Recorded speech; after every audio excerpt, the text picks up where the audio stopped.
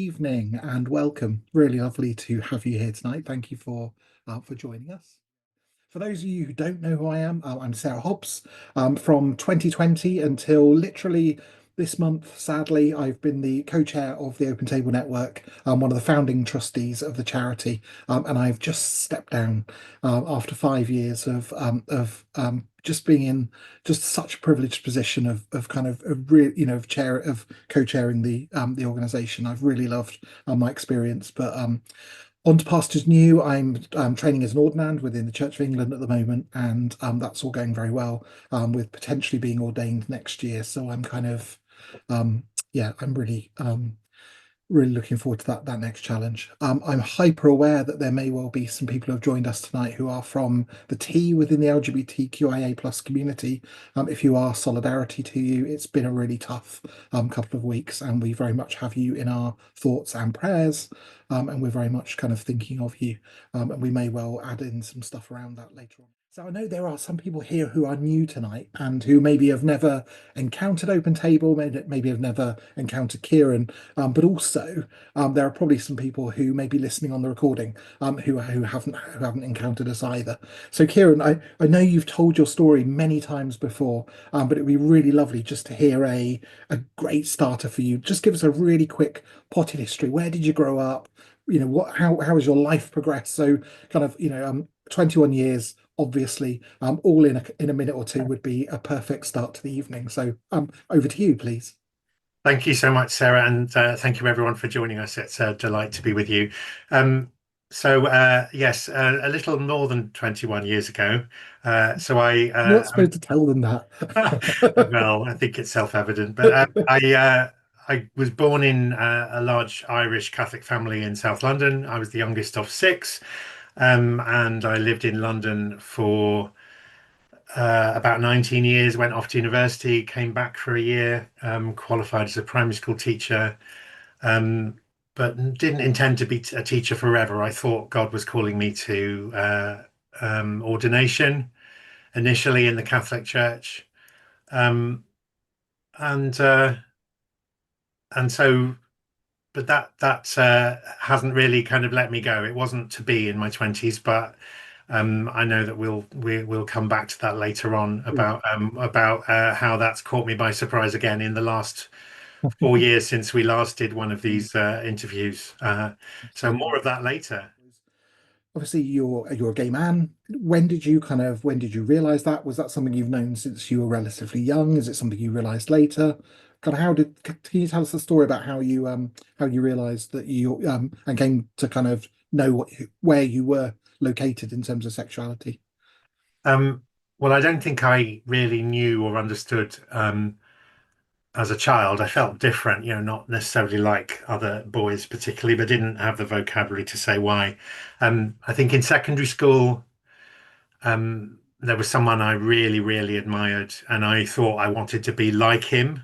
Yeah. But actually, with hindsight, it was a massive crush, and and I kind of got jealous when he spent time with other people and that kind of thing. But I just didn't have the words to explain to myself, never mind anyone else. But people assumed I was gay because I was different, and there was, some teasing and bullying around that.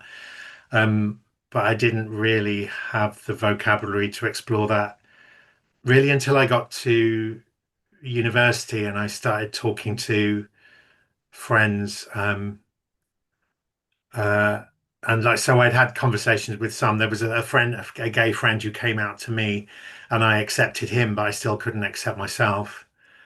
And then there was another flatmate who we kind of, had a few beers one night, and I said, "What would you say if I told you I was gay?" And he said, "I'd tell you to go out and shag lots of women and get over it." But because we'd had a few drinks, he had no memory of that conversation.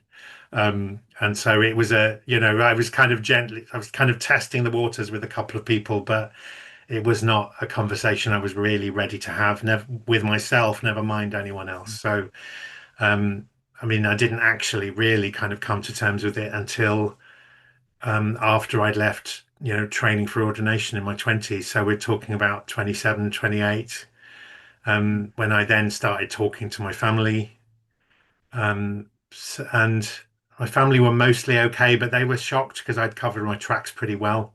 Yeah. Um, obviously in the Catholic tradition, if you're going to be ordained, you're expected to be celibate.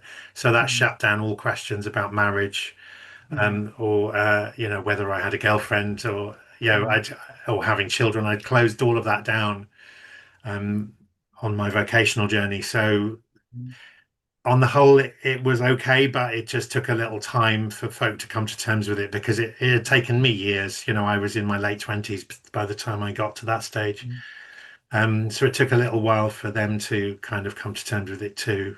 mm, But ultimately, they'd seen how unhappy I was before. So when they actually started to see how happy I was becoming, then they thought, well, maybe this is okay because it's clearly, Kieran is clearly flourishing in a way that he wasn't before. yeah. Yeah.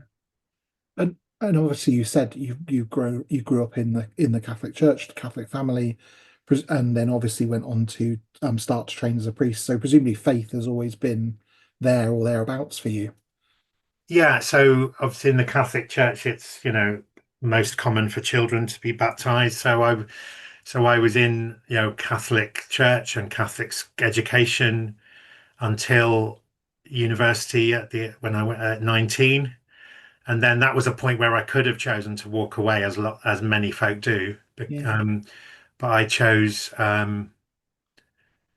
uh, I chose to get involved in the chaplaincy, and that ended up becoming part of my um, reflection on whether I felt called to ministry. Um, it wasn't until so I didn't really kind of walk away from church at all until after I'd left ministry training in my late 20s when I felt a bit lost for a while. And so I did have a season where I wasn't particularly involved with any faith community. It was only after I moved to Liverpool just over 20 years ago that I consistently came back to church. Mm. So there was a period of And what and 4 or 5 years or so yeah, that I wasn't particularly involved. what prompted that move back in? Was it just that you thought new city, fresh start, or was there something else that kind of prompted that from you? One of the reasons I moved to Liverpool was because uh, I was having a kind of change of career. So I moved up here to do a course, but I'd had a long distance relationship which didn't work out. So when I was in that relationship, that was, even though we were both people of faith, it was an obstacle Mm, for me. So when I was single again, I thought, well, maybe I can come back to church. Um, yeah, and I did.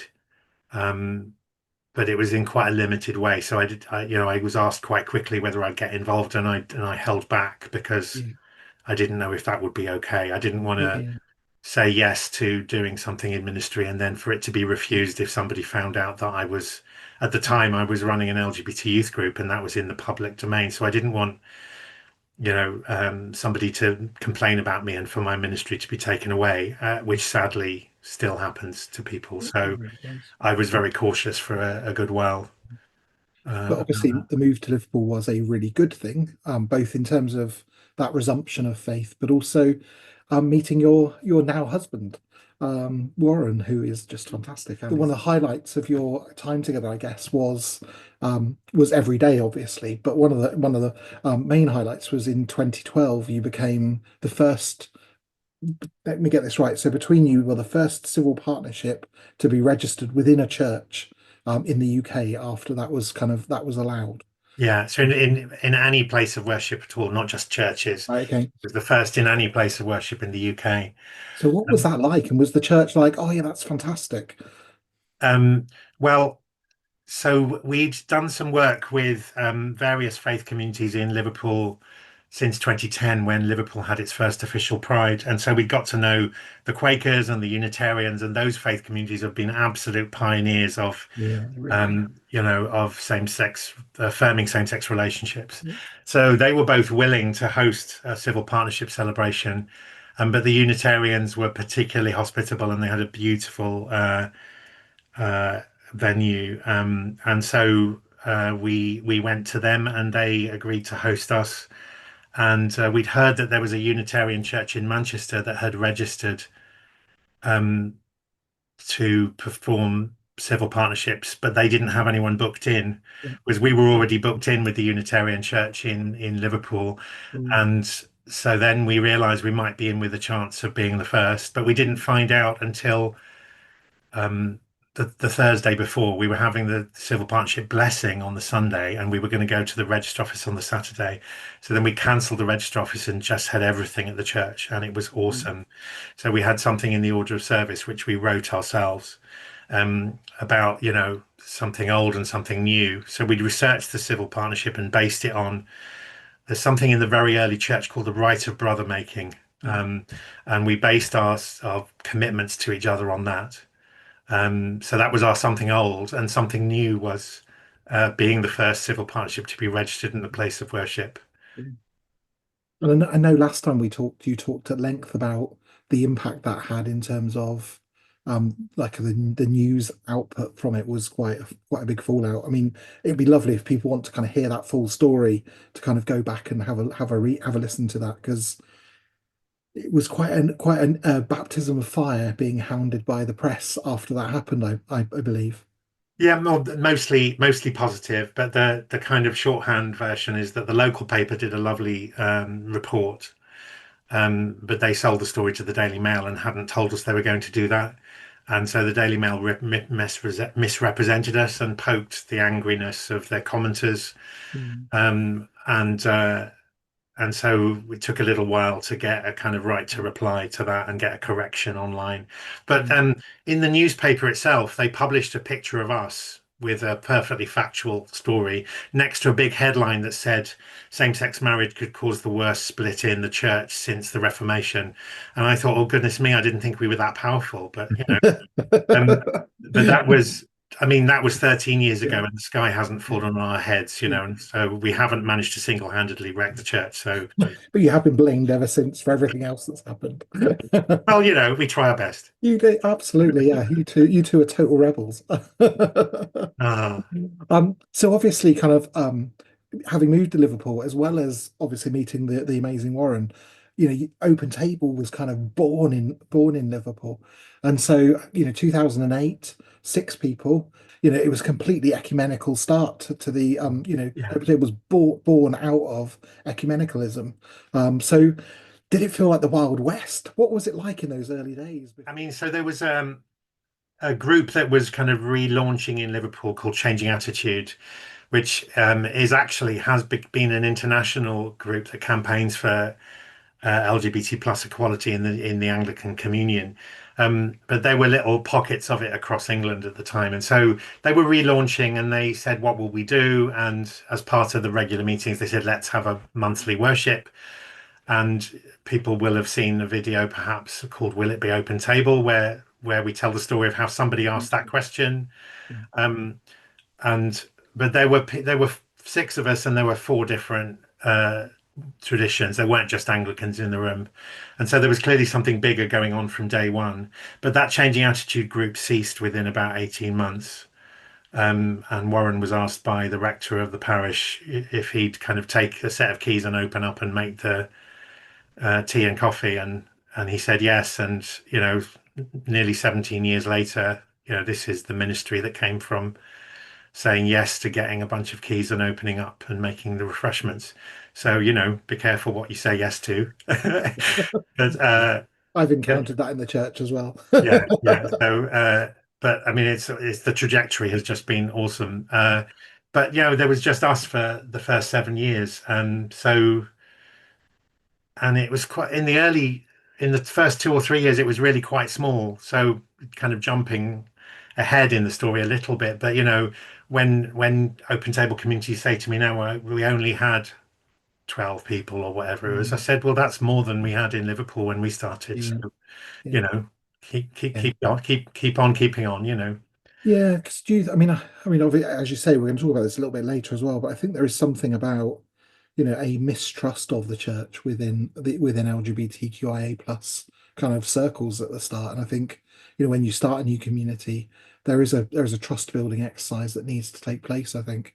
Yeah, definitely. And so as it happens, I was leading an LGBT youth group at the time, and Warren was working and still does work for the Church of England. So, I was better connected with the secular voluntary sector and LGBT sector, and Warren was better connected in the wider church.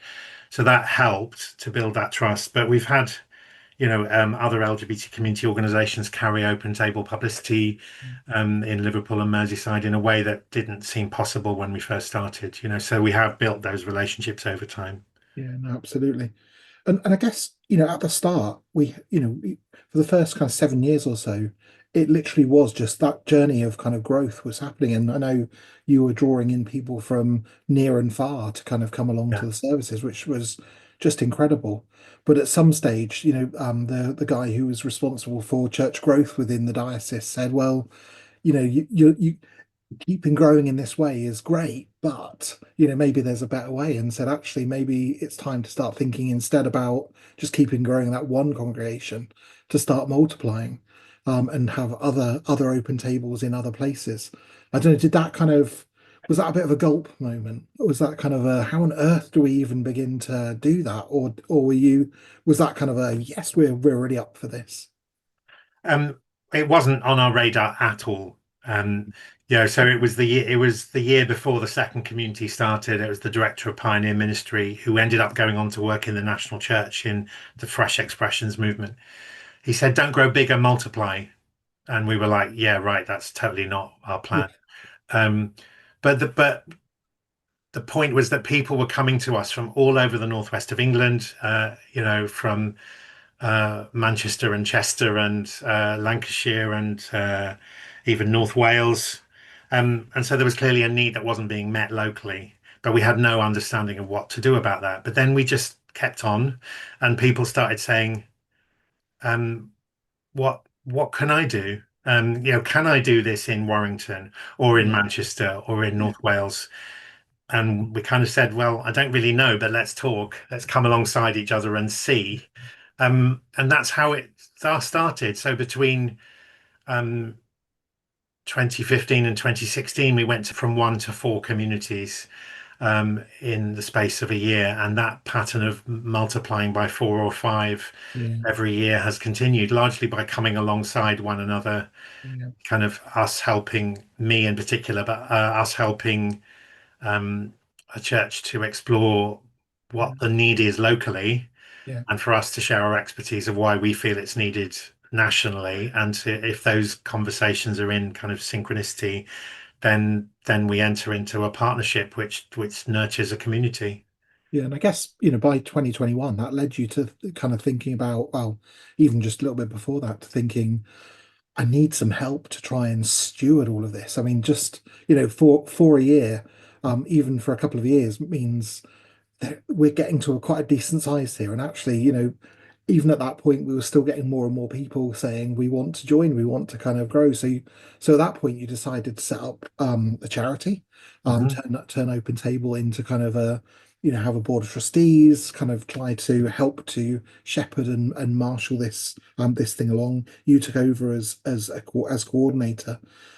How has that been? Because, it feels like that growth has actually sped up a little bit as a result of that, and you've had, a lot more people to manage along the way. What have been some of the highlights? What have been some of the challenges? How have you found that? Um, Basically, yeah, it was essential because we thought this growth is abundant and glorious, but it's also a challenge to sustain. So it was actually in 2018 that I started being paid rather than just volunteering, Yeah, just one day a week initially.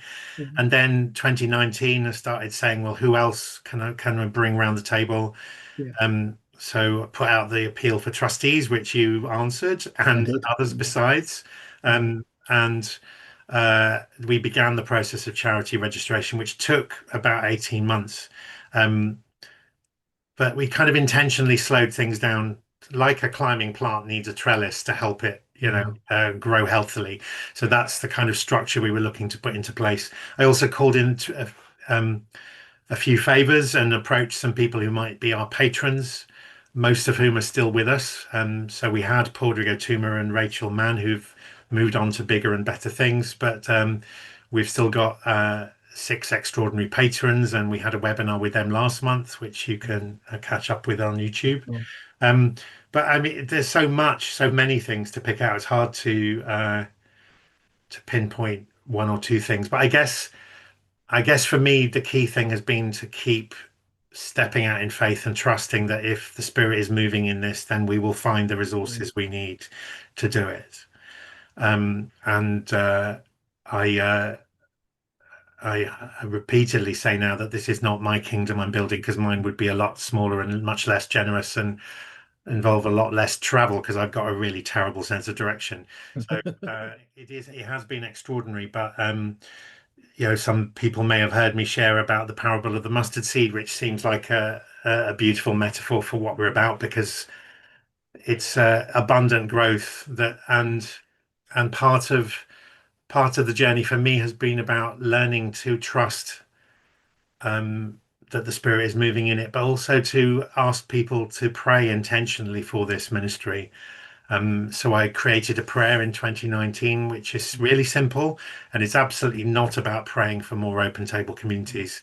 It very much is about praying for God's kingdom mm, to come in all its fullness, mm, which an open table may be part of the transition mm, to realizing that, but it's not the destination. We may in an ideal world, in the fullness of God's reign, then we wouldn't need yeah, sanctuaries from the yeah, wider church. We'd be fully embraced mm, in it and beyond it. yeah. I agree with you. I think it's really interesting because Open Table ends up with so many plaudits and people excited about the growth and all that kind of stuff. And actually, for me, and I know this is true for you, and I'm really interested in your take on this. It's about the people that are touched. It's about the people in our communities who find that sanctuary, who find that place where they can actually be more than welcomed into a church where they felt very unwelcomed before. And Yeah. it kind of makes me wonder, are there over all those years, are there some stories that kind of stick in your mind of particular individuals who we've connected with or touched in a way that kind of your open table has meant the difference to them? I mean, the one that really particularly stands out is that when I talked to uh, I've talked to over 200 churches about Open Table, over and above the ones that are hosting Mm, communities. So we've reached more than 250 churches altogether. But I talked with them about why they feel it's needed. And there's one particular church in London. Um, when I said, "How do you know this is needed?" They said a couple came to us seeking marriage. They had approached more than 30 other churches um, before they found us. So, I mean, that's massive evidence of need. I almost didn't need to hear anything else. But mm, I mean, God bless that couple for persevering. I don't know that I would have done. mm, Uh, so that's a quite a strong example. But we've been blessed by lots of really constructive and positive feedback over the years, and I do try and capture that and share that. And I'm looking forward to sharing our latest annual report, where there's some really lovely feedback about the impact mm, it's having. So there's one person said that Open Table is the only space where they've never experienced racism, and they can relate more to the homophobia that others experience because of the racism they experience. mm, So that was powerful. Somebody said this for the first time I felt safe and at home in my faith. The more people know about this safe space, the better. mm. Um, one of my favorites from the last year was somebody said, "How near I would be to an open table community is sincerely one of my criteria for moving house." Why do you think churches do struggle to affirm LGBTQIA plus people? What's kind of why did those people have to go through 30 churches before they found one that was that was kind of important? And we've had a question in the Q&A around that kind of space as well, asking a very, very similar question of that they've been to end up in churches which turned out to be unsafe, and churches just haven't been honest about Yeah. that whole kind of SCM kind of campaign around honest church has been referenced in the question. It's kind of, why do churches really struggle to A, be honest about themselves, but B, to bring that affirmation? Um, yeah, I think well, the key bit of learning from our journey is that I used to use the phrase "all are welcome" in Open Table network social media. And then, understandably, some of our trustees and some of our members push back against that and say, well, actually, lots of churches say all are welcome, but the terms and conditions are hidden, and people don't find out what they are until they end up coming Mm. out or bringing a partner or Yeah. being found out or presumed to be different, Yeah. and then getting excluded, either from a particular ministry or from the community altogether. Um, so there's definitely something about being clear and transparent with where you stand. I think Yeah. some churches want to be seen as welcoming, but they want the welcome to be conditional and they don't want to reveal what the conditions are, Yeah. or they'll do it in a way that's kind of coded. And so someone who might be really new to church Yeah. um, might not read the signs Yeah. until it's too late. Yeah. No, absolutely. I remember when I was searching for a church, and I was obviously looking for on their websites for the word inclusive, because that was, Mm. I knew that was going to be one of the key words. And I found out that what they meant by inclusive was that they let children into their church services. Yeah, I just thought there's a dishonesty there that isn't yeah. kind of isn't helpful actually. Yeah, so you referenced the Student Christian Movement Honest Church campaign. Yeah. We do commend churches to look at that, but in particular, when we're talking to churches about whether they want to host Open Table, we encourage them to look at the Inclusive Church Yeah. educational charity, and they have an amazing resource called Radical Welcome, Yeah. and it's much broader than gender identity or sexual orientation. It's about all kinds of marginalization, and so if a church wants to host Open Table, we also encourage them to look at Inclusive Church, because the Inclusive Church directory um, is a way that people will find a church. And Yeah. people might have heard of Inclusive Church, but not Open Table, and they're more likely to find Yeah. Open Table um, if the church is also listed Yeah. in Inclusive Yeah. Church. Over the years, have you discovered, is there a kind of a model? Is there a kind of a set of ingredients that make an open table and make them, because you must have seen some do really well and succeed, and some of them kind of struggle a little bit. What is it that makes an open table, and what makes them kind of successful, I guess, is kind of the, for want of a better word. Yeah, from the process of coming alongside churches and listening and learning together, we've come up with three requirements and two recommendations. And if I may not go through all of them right now, but if anyone would like to know more, they can email me and I can send them the kind of email that we send out to churches who are inquiring. But basically, Open Table comes from the Methodist practice of open communion. So it's unconditional kind of communion for everyone. And so we encourage a community to host a Eucharistic activity. So it could be a formal communion service, or it could be a bring and share agape meal, um, or various points in between. And there isn't just one way to be an open table community, in that there's a variety of expressions across the country, hosted in 5 different denominations.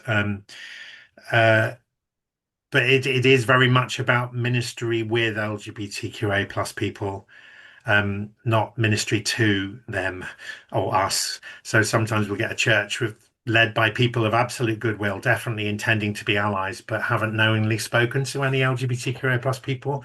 So in that case, I say to them, I think you need to go away and look and listen and learn, and reach out to people who might be able to tell you why it's needed, and then you'll have a better understanding. Um, so it's very much about ministry with us, not to us. So it's authentically empowering and affirming members of our communities who've otherwise been excluded and marginalized in church. But I think the key thing is for it to be more than just a single person's initiative. Yeah. So there's been a handful of churches who've tried it for a season and it hasn't worked. And one of the reasons for that is that it's been relying too heavily on one person. And if that person is unwell or needs to move on or whatever, then the community stumbles and may not survive. Yeah. So we've actually worked with about a dozen churches in those kinds of Yeah. circumstances where, because of a change of leadership or something, the community hasn't sustained. But we've have the value of sustainability now, where we encourage feedback so that we can share that feedback with others to learn from it. So we do seek a core team of people, LGBT plus and others, who can really concentrate on hosting a community, not just having another service or event. From my perspective, one of the things that I think, and I know you do this really well with new communities when they're starting. There's that, it's the kind of the quality of the welcome is what really for me differentiates often an open table. And almost in my head when I imagine someone walking through the doors of an open table for the first time, I kind of almost have that scene in the prodigal son um, kind of story in the Bible of like of us wanting to run towards them and embrace them and say, "Thank you for being here. It's so great that you've found a place where that you might be able to call home." And that I think that welcome is so important. I know it's something you really try and influence communities to think in depth about. Yes, definitely. Although I'm also mindful that some people might be absolutely terrified if we did kind of run to Yeah, greet them yeah. in that Oh, particular I way. don't actually do But that. absolutely, hospitality is key. So we encourage churches to think about, opening the doors half an hour or so before the service actually Yeah, begins.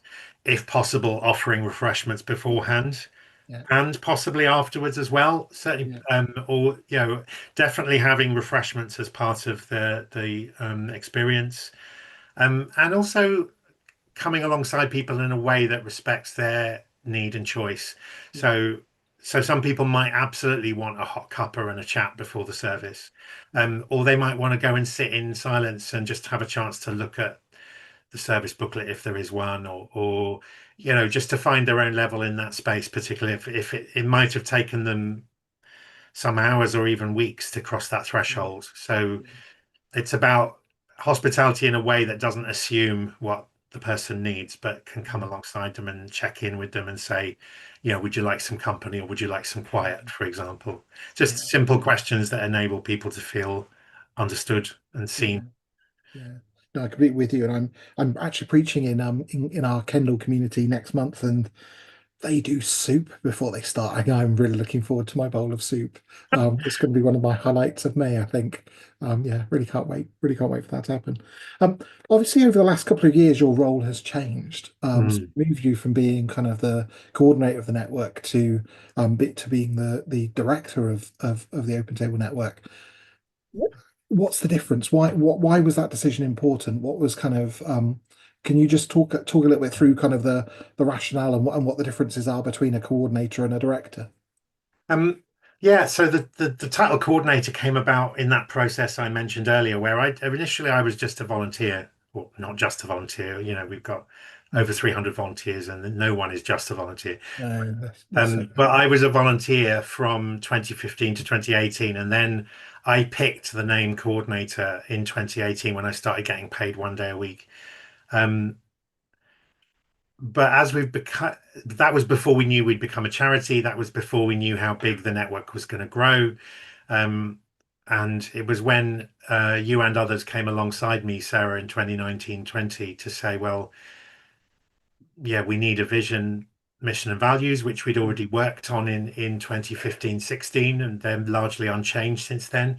But we also needed a constitution, and we needed all the kinds of things that would get us charity status. But then we need a strategy, and we needed to think about mm, how to be sustainable and mutually supportive and accountable and all those things. And so it was out of those conversations as the trustees were gathering around me that we realized that what we might need as the network grew was, people who could help to coordinate regional mm, peer support and gatherings and so on. But actually, what the charity needed was a director nationally, mm, to mirror similar roles in other mm, organizations that we work with, like One Body, One Faith or Inclusive mm, Church. yeah, And so my role hasn't substantially changed other than that I've been doing more hours. From 2020 to 2024, I became yeah, uh, full time. And it was part of that review as I became full time that the change was made to recognize that the role has grown in capacity, really, rather than in kind of um, purpose. The purpose is largely unchanged, but the way we've described it has changed as we've come to understand what Open Table is as a network and a charity. And you mentioned vision before. So what's your as the now director? What is your vision over the coming kind of 4 or 5 years? Where will Open Table be there by then? What's your Well, what um, if you could look ahead? Where would that where is it heading?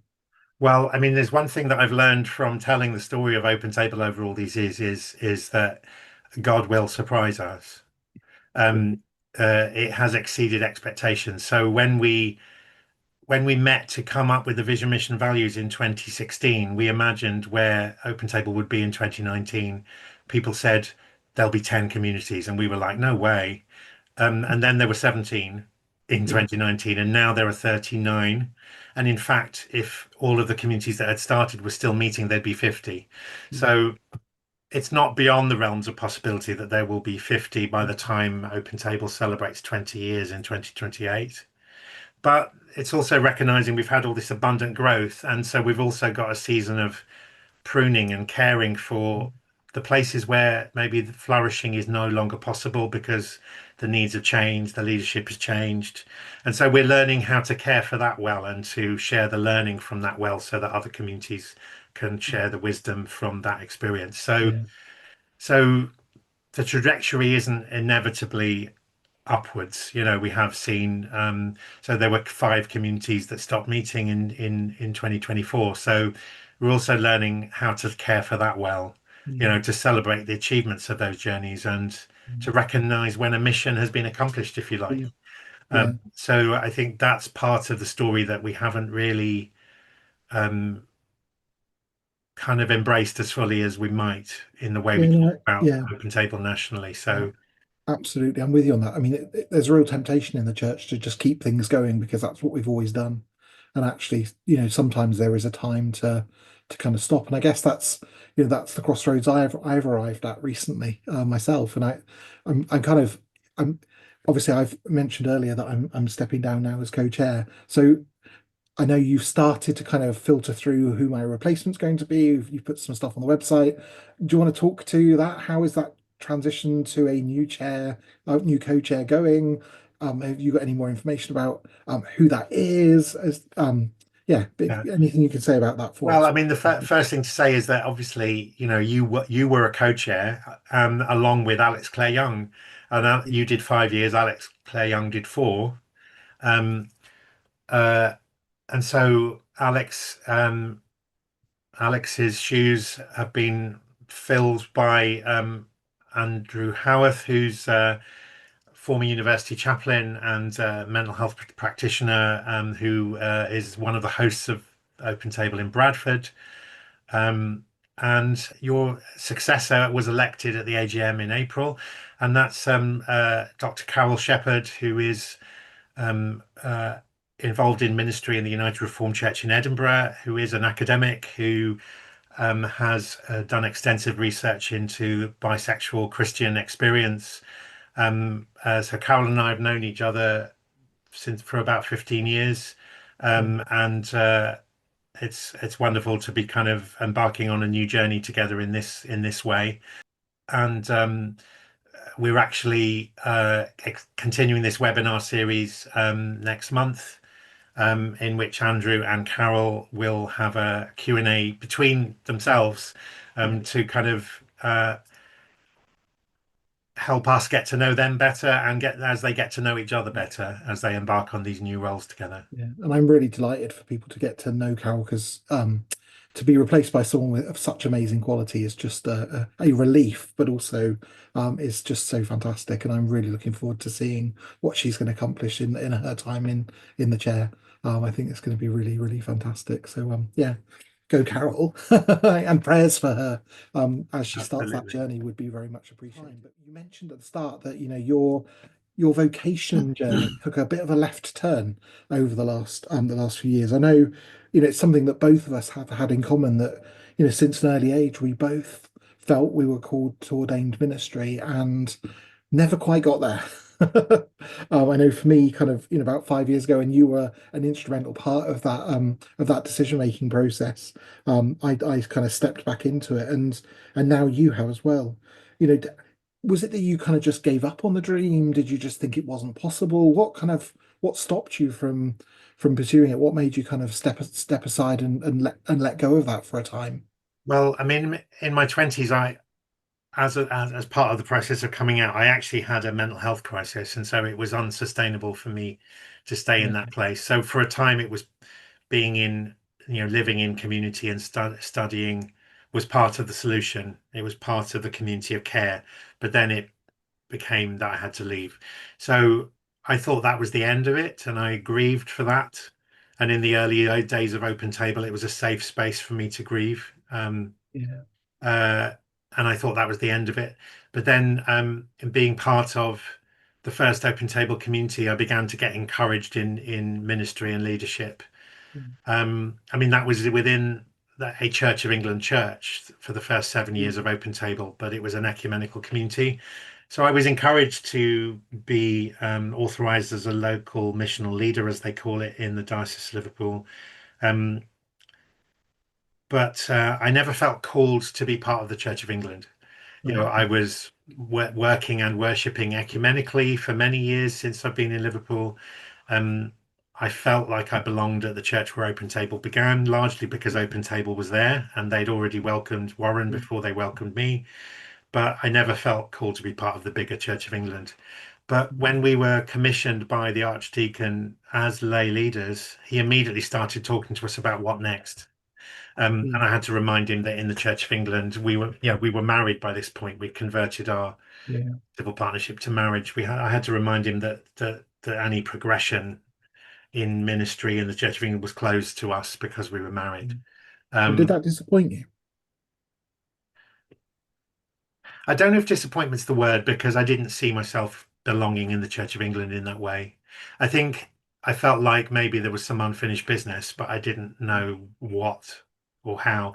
And so I've been following the national churches in which host open table communities for a number of years, and so 2021 was a big year for the Methodist Church, and they had a national conference where they do all their decision making. So they passed a resolution in favour of uh, same-sex relationships and marriage, in favour of inclusive language in all their national Mm. governance, and against conversion therapy. So it was a major conference, and I was Mm. interviewed on BBC local radio about it, and I hosted one of these webinars in 2021 where we interviewed one of our patrons, Barbara Glasson, who was president of the Methodist Church when all of that was Yeah. going on. And so all of that was buzzing around in my mind when I went on a retreat Mm. in September 21. And as a result of that retreat, I felt like the Methodist Church is where I'd called to belong, not only as a member, but potentially as an ordained leader, which is Mm. not something I expected when I went into that retreat. Yeah. Um, Yeah. but, it was very much a sense that Open Table had brought me back to this place. Yeah. And actually, although we didn't know it when we chose the name, Open Table is a Methodist concept. So there's a sense in which not Mm. only do I feel like I found a place to belong and come home, Yeah. but in a way, we're bringing Open Table Yeah. home within. Mm. It will remain ecumenical, that's clear. Mm. But there's a sense in which the Methodist Church is beginning to Yeah. recognise in a way that it hasn't up to now. Yeah. And they're affirming me to currently the understanding is that I will train for ordination and remain with Open Table for at least 5 years after I finish Yeah. my training. Yeah. How does that, have you thought through how that might work? What are the kind of or is that kind of a moving feast that we'll get the details later? Well, I mean, it remains to be seen because it's, as you'll know from ordination training, we talk about discernment. It's not Yeah. a cut and dried thing. It's not Yeah. a one-time decision. Yeah. So my sense is that I've already reduced from full-time hours to 21 hours a week. So I will need to bring someone alongside me to share the responsibility of leading the network. But then, as an ordained person, then the obvious thing to do would be to focus more on the spirituality, the pastoral care, the theology, the prophetic voice, and to empower others to do more of the other things that I've been Yeah. holding all this time. Yeah. As well as kind of Open Table, you've been working around the kind of Christian LGBT QIA plus community for a long time now. And so, I think you're in a great position to be able to comment on some of the issues around that. So one of those I know is, for some people, is that real kind of dilemma, right? That real dichotomy of, can I be a Christian and an LGBTQIA plus person? How do I reconcile those two identities together? And I wondered if you could say something kind of, to help encourage people who are trying to grapple with that at the moment. The short answer is yes, absolutely. You have good reason. You may have been given good reason to doubt that, but there's increasing visible evidence from ministries like Open Table that the answer is yes, you absolutely can bring all of that to Mm. God and Yeah, to church if you find a community that's safe enough. yeah, Um, and you are not alone. yeah, I mean, the visible spread of Open Table is evidence of that alone. Never mind all the other organisations we work in partnership with. And you can see on our website we've got a page called Our Partners, which lists other organisations that like if there isn't an Open Table in the area that you are, you might find that there's one of our partners has a presence that you could yeah, engage with either online or in person or so there is a huge body of evidence to suggest that while you might have been given reason to doubt your identity as a Christian and an LGBT plus person, uh, you can more and more people are holding those two things in creativity rather than just intention. mm, And so there's no reason why you couldn't do the same with God's help. yeah. And I guess, at the moment, one of the other things that is preoccupying people, and we've had a question around that space as well, is that obviously there was been some quite big decisions around the future of transgender people and the legalities around transgender people over the last week or so. I know Open Table is a very affirming place for trans people. Is there anything you want to? I'm not going to ask you a specific question, but I wondered if there's anything you wanted to comment on around that, or anything that you wanted to particularly kind of address. I know particularly someone who's asked a question has said, this is particularly a difficult time for younger transgender people, which I would echo. I know that that's true. I wonder Yeah. from an Open Table perspective if there's anything you'd like to kind of comment on it, really. Well, I think I did share some comments on my own social media last week. That actually one of the heartbreaking things about this is that it's not really evidence based. It's there's a lot of falsehood and dishonesty in this, and it's not recognizing that up to 2% of the population have intersex traits, which means that biological sex is not binary. So already that the argument on which all of that has been based is false, begins to fall apart. Mm, Unfortunately, it's being used as a basis to kind of judge people and make them feel unsafe and frightened even. So I know from conversations you and I have had and the I've had the privilege of having the ear of so many mm, non-binary trans intersex mm, people that I felt like I've got a platform and I have a responsibility to speak mm, out. And if there's allies listening and wondering what to do, I would encourage you also to try and speak out on behalf of our trans, non-binary, intersex siblings because they may not feel able to or safe enough to do it mm, themselves. So we do have a responsibility to look out for each other um, and to magnify the voices of the people who've been excluded from this decision making that's happening nationally at the moment. mm. And actually, the other points the question picks up is, are you seeing that from our kind of our partners, the people we're working with? I know there was a statement from, was it 82 of kind of people, organizations interested in this kind of field, all bandied together with to kind of forward a letter and a statement around this. Have you Yeah, seen so the there same? was a statement published last Wednesday, the day of the Supreme Court judgment. And at the time that Open Table Network signed it, there were more than 80 signatories, but I'm sure it's significantly increased since then. Yeah. Um, and that's on Open Table Network website and socials from the last week. Um, but it's a changing landscape, and so that statement was provisional because there was a lot to review. But basically, I mean, it does feel like things are going backwards. When I mentioned being an LGBT youth worker, and one of my proudest moments of that was being able to introduce a group for trans and questioning young people that didn't exist before. And trans young people were feeling safe enough to come out and to begin to get support, and it feels like that's going backwards, and it's not their fault. Yeah. And they need to know it's not their fault, and that this too will pass, although it may not pass quickly. And while we're experiencing it, we need to stand in solidarity with them. What gives you hope now?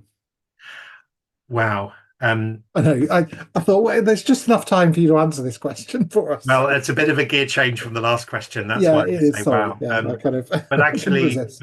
but we absolutely need to hold on to hope, don't we? Yeah. And so particularly, it is something I've been giving a lot of thought to this past week, because there was a real kind of sense of the negativity and the challenge of what we were experiencing last week as a kind of a Good Friday moment, um, and yet we believe in resurrection. We believe that transformation and new life is possible, and so um, just the awesome number of inquiries we've got, from more than 200 churches across five or more denominations, gives me hope, and that isn't slowing down.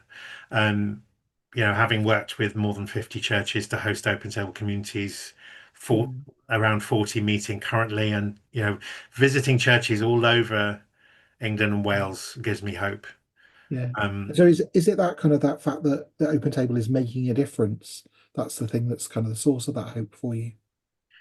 Yes, but it's also that people continue to seek it out. I've said before that it's Yeah. not about, this isn't my kingdom I'm building. I know, I Yeah. absolutely believe that. Um, Open Table hasn't been in the business of looking on the map and saying, right, we need to plant a community Yeah. there. Yeah. We've almost always uh, responded to people approaching us. Yeah. And that response is not dying down. If anything, it Yeah. might be increasing. Yeah. So I think that's massively hopeful. Yeah. And so I was saving the best question for last. So thank you, Haley, who asked. You mentioned that we can support you through prayers, and yes, please, we would really appreciate that. But how else can we promote and support your work moving forward? My question was, how do people kind of support Open Table or get involved with it? That would be fantastic if you could answer that. Yes, thank you so much. We absolutely wouldn't be where we are without our support and solidarity and allyship. So there's a page on our website called Support Us, which gives suggestions for supporting us through in four ways. That's through prayer, through volunteering, through online shopping. If you nominate Open Table Network as your preferred charity on the Easy Fundraising website, and then giving for those who are able, either just a one-off donation or a regular commitment, even something as simple as 50p or £1 a month. If a few people start doing that, it all adds up, Yeah. and it really enables us to commit to make long-term commitments. Yeah. So particularly, there's the Open Table prayer that I mentioned on there. Um, you can contact me for copies of that prayer card if you wish, but it's absolutely really kinds of lifts us up and amplifies the voices of the marginalized members of our community, if you can share in any way. And I'm very proud of the social media presence that we've built up. So share away. It's there in public to be shared. And do subscribe to our YouTube channel, follow us on any of our socials, and help us spread the word. Yeah, absolutely. Kieran, it has been an absolute pleasure. I can't believe it's so long since we last did this, and I've absolutely enjoyed your company this evening. So thank you, and hopefully everyone else has as well. I just want to, Kieran plugged it earlier, but I want to add another plug for the next webinar, which is on the 21st of May, and is going to be your opportunity to get to know Andrew and Carol a little bit better. As Kieran said, Andrew has recently retired actually as a chaplain of the University of Bradford. He really does work very well and does lots of work around the space of kind of mental health. He's been doing that for a number of years, as well as being a Church of England priest, and was a Methodist minister for a while. And obviously Carol is a freelance tutor, lecturer, public speaker and author. and is doing a lot of research around bisexuality and bisexual Christians. It is going to be a absolutely fascinating webinar, and I'm really looking forward to joining and sitting on the other side and listening in for a bit as well. And Carol, Andrew lives in the Bradford area.